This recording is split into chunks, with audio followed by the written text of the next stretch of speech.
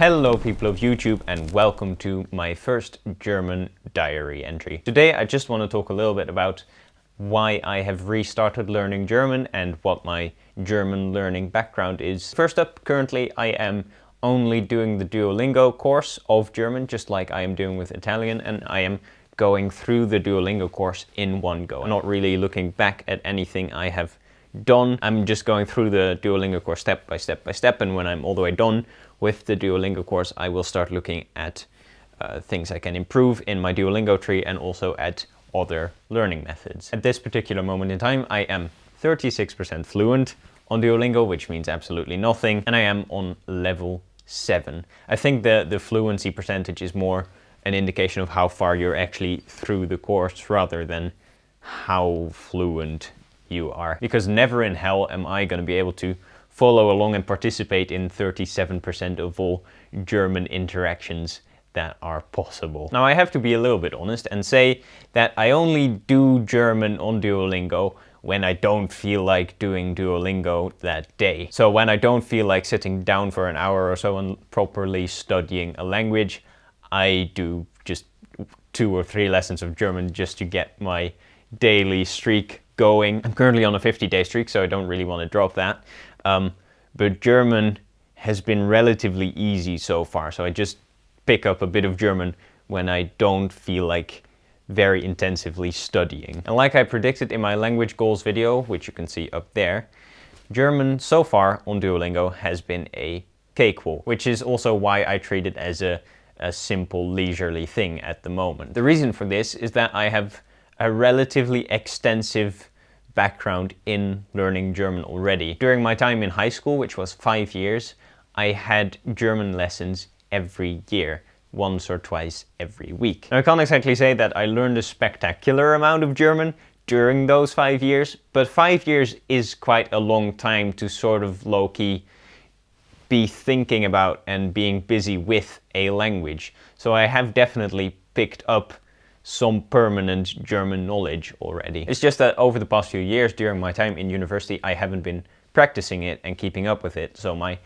active knowledge of German has sort of gone down a little bit. So some struggles with German so far.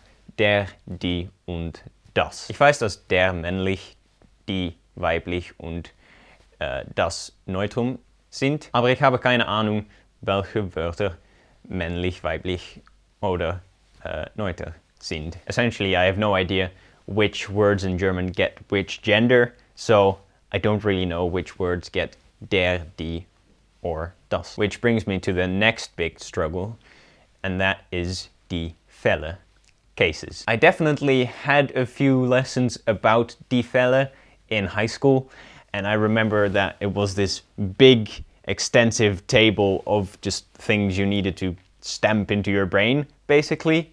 But I never really learned this from the top of my head, so now I'm struggling with German cases. So if there's anything we've learned today, learn your cases, kids. No, but I think genuinely one of the next steps outside of Duolingo is gonna be learning the rules around cases from the top of my head again, because they are quite important for the German language, and as soon as I have that over with, I think my sort of understanding and speakability of German is going to be a lot bigger than it is right now. And lastly, I want to quickly explain the title down there probably of this video. A Strohhalme is one of these things, the plasticky tubes that you put in your drink and slurp your drink through. While I was working in a kiosk on an island called Schiermonnikoog in the Netherlands, we got a lot of German tourists who ordered their drinks, and one of my colleagues taught me that the word for straw is Strohhalme, and that made me realize something about Dutch, my own native language, and that is that in Dutch a straw is called rietje, which literally means small straw. Riet in Dutch is also this stuff. So this and this have the same word. Now, I didn't realize this at first, but it's simply because the similarities between this and this are quite large. So the name of this has just been based on the name of that. And learning the word Strohhalme in German made me realize that about my own native language. And that, I think, is the first time I actually realized and came to a weird and unexpected conclusion about another language through another language. And that, for some reason, has just been a really weirdly memorable moment for me. And that memorable moment has been thanks to the German language. So I thought, in honor of that moment and the German language, I'm going to title this video Strohhalme. And then very lastly, I have a small request for you, and that is that if you have experience with learning German, or if you are German, recommend me some books, please, because I would like to read some German books, something on the level of Twilight or Harry Potter. That sort of reading level in German would be fantastic, but preferably not Twilight or Harry Potter. Something else would be pretty great. What would be even nicer if it was a native German book and not a translated something. So if you have any German book recommendations for me, please do leave them down in the comments below.